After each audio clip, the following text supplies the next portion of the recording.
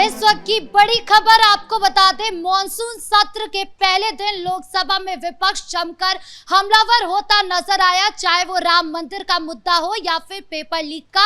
आपको बता दें कि सदन के बाहर और सदन के अंदर जमकर हंगामा हुआ। तो क्या कुछ बवाल हो रहा है बताएंगे आपको। मेरे साथ मौजूद है मेरे सहयोगी हर्ष भारद्वाज। सर, सबसे पहले बात करें सदन के अंदर क्या कुछ बवाल चल रहा है। राम मंदिर के मुद्दे पर खासकर आज विपक्ष ज्यादा जोर से हमला करने पे लगा हुआ है। बिल्कुल, देखिए, एक तरफ हम देख रहे हैं कि एसआईटी लगातार पूछताछ कर रही है और अंतरिम रिपोर्ट कभी भी प्रशासन को सौंपी जा सकती है। तो टिन्नू को रिमांड पर लेकर पूछताछ की जा रही है कि क्या ये 100 से 150 करोड़ की चोरी थी और वो राज उगल रहा है। बात मनीष यादव ने भी कबूली है कि चोरी तो की थी और पैसा कई कंपनियों में भी लगाया गया था। दूसरी तरफ आज अगर लोकसभा की बात करें तो लोकसभा और राज्यसभा के अंदर कार्यवाही अभी भी चल रही है और हमने देखा है कि किस तरीके से रणदीप सुरजेवाला हो या फिर कांग्रेस के तमाम लीडर हों या फिर समाजवादी पार्टी के लीडर, वो लगातार ये मांग कर रहे हैं कि राम मंदिर पर चर्चा करनी चाहिए और हम चंदा चोरी मामले पर चर्चा करना चाहते हैं। अभी अखिलेश यादव का बयान भी सामने आया है। अखिलेश यादव की तरफ से कहा गया है कि राम मंदिर का जो मुद्दा है वो जोरों शोरों से हम उठाएंगे, क्योंकि हम उत्तर प्रदेश की जनता के लिए लड़ रहे हैं और उत्तर प्रदेश की ही नहीं पूरे देश की जनता के लिए लड़ रहे हैं और इसलिए राम मंदिर का मुद्दा कहीं ना कहीं उठाना चाहिए। अखिलेश यादव यही बात कह रहे हैं कि उनका अहंकार जो है, यानी कि सरकार का जो अहंकार है वो पूरी तरीके से टूट गया है राम मंदिर के मुद्दे पर, इसीलिए आज वो राम मंदिर के मुद्दे से मुंह मोड़ रही है। देखिए, दरअसल अगर मैं बात करूं समाजवादी पार्टी या कांग्रेस की पूरे विपक्ष की, तो पूरे विपक्ष ने दरअसल ये मांग की है। साथ ही साथ एक चिट्ठी भी लिखी गई है और ये कहा गया है कि इस पे मांग होनी चाहिए। और अगर समाजवादी पार्टी का जिक्र करें तो समाजवादी पार्टी सदन में जानबूझकर इस मुद्दे को बढ़ा चढ़ाकर पेश करने की कोशिश करेगी, क्योंकि देखिए 2027 में इलेक्शन है उत्तर प्रदेश में विधानसभा के अंदर और राम मंदिर के मुद्दे को उठाना कहीं ना कहीं मजबूरी है अखिलेश यादव की। अखिलेश यादव चाहते हैं कि राम मंदिर का मुद्दा ठंडे बस्ते में ना जाए और जब तक ये सदन चल रहा है तब तक कहीं ना कहीं उस मुद्दे को जोर शोर से उठाया जाए। इस बात को लगातार अखिलेश यादव की तरफ से कहा जा रहा है और अभी भी जो अखिलेश यादव ने बयान दिया है, अखिलेश यादव इस बात को लगातार कह रहे हैं कि हम राम मंदिर के मुद्दे को सदन के अंदर उठाएंगे और जब तक इस पर विस्तृत चर्चा नहीं होगी, जब तक हम इस मुद्दे से नहीं हटेंगे। और तो और कांग्रेस की तरफ से भी इस पर बयान सामने आया है और साफ तौर पर ये पता लग गया है कि कैसे अखिलेश यादव इस मुद्दे को जोर शोर से उठाने वाले हैं। देखिए, लेकिन आगे आने वाले समय में विपक्ष इसमें खुद ही फंसता हुआ नजर आएगा, क्योंकि देखिए वो निष्पक्ष जांच की मांग कर रहा है और अखिलेश यादव से लेकर तमाम कांग्रेस पार्टी, कल आपने प्रदेश अध्यक्ष कांग्रेस के अजय राय के विभाग सुने, उनकी तरफ से भी कहा गया कि हम निष्पक्ष जांच की मांग कर रहे हैं और सदन से लेकर सड़क तक हम प्रदर्शन इसलिए कर रहे हैं ताकि हम निष्पक्ष जांच की मांग को उठा सकें। लेकिन अगर हम इस मुद्दे की पूरी जांच की बात करें तो जांच तो निष्पक्ष हो रही है ना। सवाल ये है कि एसआईटी निष्पक्ष जांच कर रही है। एसआईटी ने कहा कि भैया चोरी हुई है, अनिल मिश्रा का नाम डाला गया और तो और 20 खुलासे आप ही ने अपने दर्शकों को बताए, हमने अपने दर्शकों को बताए। उसके बाद जब अंतरिम रिपोर्ट आ रही है तो उसमें कहा जाता है कि 40 से ज्यादा खुलासे हो सकते हैं और तो और चंपत राय का नाम भी सामने आ सकता है, क्योंकि देखिए अखिलेश यादव किसको कह रहे हैं कि चंपत राय ने चोरी की, अखिलेश यादव भी कह रहे हैं कि अनिल मिश्रा ने चोरी की। अरे भाई, आप जो कह रहे हैं वो तो ऑलरेडी एसआईटी ने अपने शीट में लिखा ही है। चंपत राय का नाम आएगा या नहीं आएगा ये तो रिपोर्ट बता देगी। अनिल मिश्रा का नाम तो पहले से ही मेंशन है। विपक्ष तो ये भी सवाल उठा रहा है कि अंतिम रिपोर्ट आने में इतना वक्त क्यों लग रहा है। वैसे तो अगर कोई और काम होता, मुसलमानों से रिलेटेड कोई रिपोर्ट होती तो वो तुरंत आ जाती है।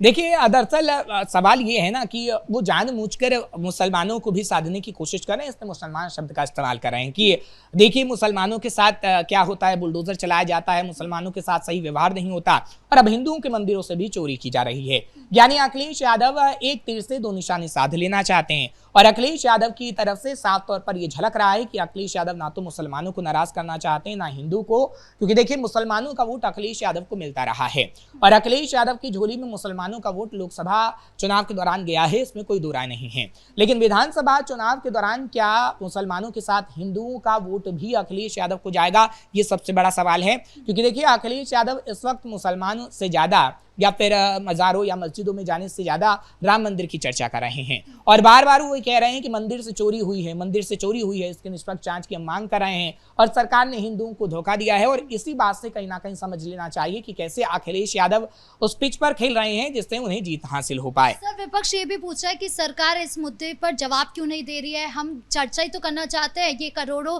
हिंदुओं की आस्था का सवाल है, इस पर चर्चा होनी चाहिए, लेकिन चर्चा हो नहीं पा रही है। देखिए, इस बात का जिक्र कहीं ना कहीं प्रधानमंत्री नरेंद्र मोदी के संदेश से भी पता लग गया है, क्योंकि प्रधानमंत्री नरेंद्र मोदी मानसून सत्र की जब शुरुआत हो रही थी तो उन्होंने संबोधन भी किया बाहर, और जब मीडिया से वो संबोधन कर रहे थे तो कहीं ना कहीं उन्होंने बात बोली कि जब तथ्य होते हैं, जब तर्क होते हैं, तभी तूफान उठता है। लेकिन तर्क और तथ्य बिना तूफान उठाना एकदम ऐसा है कि कहीं ना कहीं आप लोगों को गुमराह कर रहे हैं। कहीं ना कहीं उनका जो संदेश था वो यही नजर आ रहा था कि वो विपक्ष को संदेश देने की कोशिश कर रहे हैं कि बेवजह हंगामा आप मत करिए, जनता के मुद्दों को कहीं ना कहीं इसमें उठाया जाए, क्योंकि देखिए 7 से 8 बिल कहीं ना कहीं सरकार सदन में लाने वाली है, सदन के अंदर चर्चा होगी, और साथ ही साथ हम देखेंगे कि जब कार्यवाही की शुरुआत हो गई है तो आगे आने वाले समय में चर्चा बेहद सार्थक हो सके, इसके लिए प्रयास भी किया गया। और आपने देखा कि कल किस तरीके से सर्वदलीय बैठक भी बुलाई गई है, और सर्वदलीय बैठक के दौरान किस तरीके से तमाम लोग थे और उनसे बातचीत की गई कि कैसे चर्चा की शुरुआत सार्थक हो और आगे आने वाले समय में चर्चा सार्थक ही रहे।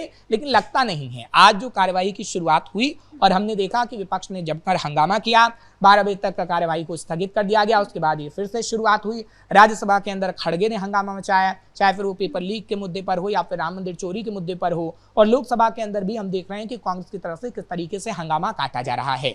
यानी जनता के मुद्दों को इस बार भी सदन के अंदर विपक्ष ने ठान लिया है कि नहीं उठने दिया जाएगा। जो जनता से रिलेटेड मुद्दे हैं और जो बिल है उसे पास कराने की कोशिश सरकार करेगी, लेकिन विपक्ष ने ठान लिया है कि वो ऐसा नहीं करने देगी। आपने देखा था कि महिलाओं के लिए जो आरक्षण बिल लाया गया था उसमें किस तरीके से विपक्ष ने रोड़ा अटकाने का काम किया था और विपक्ष ने उसे पास नहीं होने दिया। और ऐसे ही कई बिल हैं जो कि सदन के अंदर लाए जा रहे हैं, लेकिन उसे पास विपक्ष नहीं होने देगा। और इसमें कहीं ना कहीं अखिलेश यादव भी फंसते हुए नजर आएंगे, क्योंकि देखिए अखिलेश यादव इस वक्त संसद में बैठते हैं, विधानसभा में नहीं।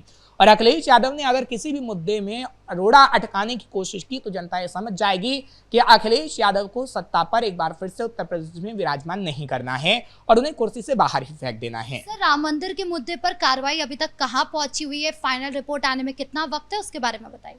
देखिए, एसआईटी की रिपोर्ट की बात करें तो अंतरिम रिपोर्ट कभी भी आ सकती है, क्योंकि 1 महीना हो चुका है और 1 महीने का अंतराल के बाद ही एसआईटी ने कहा था कि हम प्रशासन को रिपोर्ट सौंपेंगे। मनीष यादव और टिन्नू यादव से जब पूछताछ की गई है तो कई अहम जानकारियां मिली हैं, क्योंकि 50 करोड़ की प्रॉपर्टी है टिन्नू के पास, इसमें कोई दो राय नहीं है। लेकिन ये और कितना करोड़ है, 100 करोड़, 150 करोड़, कितने करोड़ की चोरी हुई है। और क्या जो अंतरिम रिपोर्ट आएगी उसमें चंपत राय का नाम भी मेंशन होगा, क्योंकि देखिए अनिल मिश्रा का नाम तो मेंशन था, उनसे पूछताछ होगी, साथ ही साथ आगे आने वाले समय में वो अरेस्ट भी किए जा सकते हैं अगर उनके खिलाफ कोई सबूत मिलता है तो इस अंतरिम रिपोर्ट में क्या चंपत राय का नाम भी शामिल होगा, ये देखने वाली बात होगी। क्या चंपत राय को भी अरेस्ट किया जाएगा, सबसे बड़ा सवाल यही है, क्योंकि चंपत राय को लेकर विपक्ष भी मांग कर रहा है और चंपत राय को लेकर हम देख रहे हैं कि कितना हो हल्ला भी हो रहा है। लेकिन ये सब टिन्नू यादव, मनीष यादव, अनुकल्प या फिर लवकुश मिश्रा, तमाम जितने भी 8 आरोपी अभी जेल के अंदर बंद हैं, जिनसे रिमांड पर लेकर पूछताछ हो रही है, वो आखिर पूछताछ में क्या कुछ कहते हैं वो कहीं ना कहीं सामने आएगा तो पता लग पाएगा, क्योंकि उनके ही गवाही के आधार पर ये तय होगा। क्योंकि देखिए इतना तो पता लग गया था कि कैसे चंपत राय की आईडी के एक्सेस का इस्तेमाल ये लोग कर रहे थे। अब ये चोरी छिपे कर रहे थे या फिर चंपत राय ही उन्हें अपनी आईडी देते थे, क्योंकि वीआईपी पासेस बनाए जाते थे और लाखों रुपए लेकर दर्शन कराने का काम किया जाता था, उससे भी पैसा ये इकट्ठा करते थे।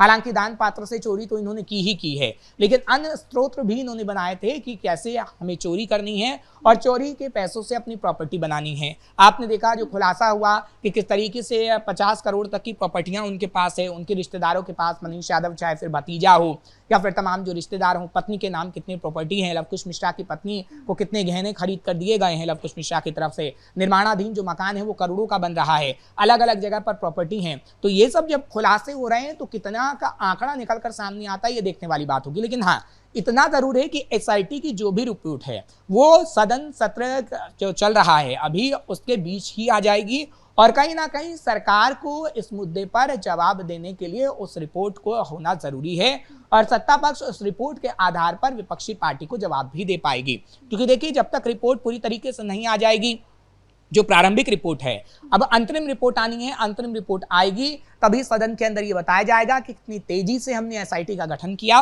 कितनी तेजी से हमने इस पर कार्रवाई की और कितनी तेजी से अब चोरों की कुटाई हो रही है, किस तरीके से चोरों से पूछताछ हो रही है, कितने करोड़ का गबन हुआ, इसमें आखिर मुख्य आरोपी कौन था, ये बताने का प्रयास किया जाएगा। क्योंकि देखिए उत्तर प्रदेश में योगी आदित्यनाथ तो बचा चुके हैं। योगी आदित्यनाथ ने कहा कि कितनी तेजी से हमने एसआईटी का गठन किया। योगी आदित्यनाथ ने यह भी कहा कि चोर बख्शे नहीं जाएंगे और योगी आदित्यनाथ ने 15 दिन का टाइम मांगा था और 15 दिन में हमने देखा था कि प्रारंभिक रिपोर्ट टेबल पर प्रशासन के पहुंच गई थी और दूध का दूध पानी का पानी होने की बात योगी आदित्यनाथ की तरफ से कही गई थी। तो जल्द ही दूध का दूध और पानी का पानी हो जाएगा और विपक्ष को बिल्कुल भी मौका नहीं मिलेगा, विपक्ष की बोलती बंद हो सकती है। इस मुद्दे पर जानकारी देने के लिए आपका बहुत बहुत धन्यवाद। तो कुल मिलाकर राम मंदिर दान चोरी के मामले में एक तरफ यूपी में बवाल मच रहा है तो दूसरी तरफ दिल्ली में, और यूपी से लेकर दिल्ली तक जो बवाल मचा है उसमें विपक्षी बुरी तरीके से फंसता हुआ नजर आ रहा है। ब्रेकिंग न्यूज में इतना ही। कैमरा पर्सन कुणाल के साथ मैं राधिका राज।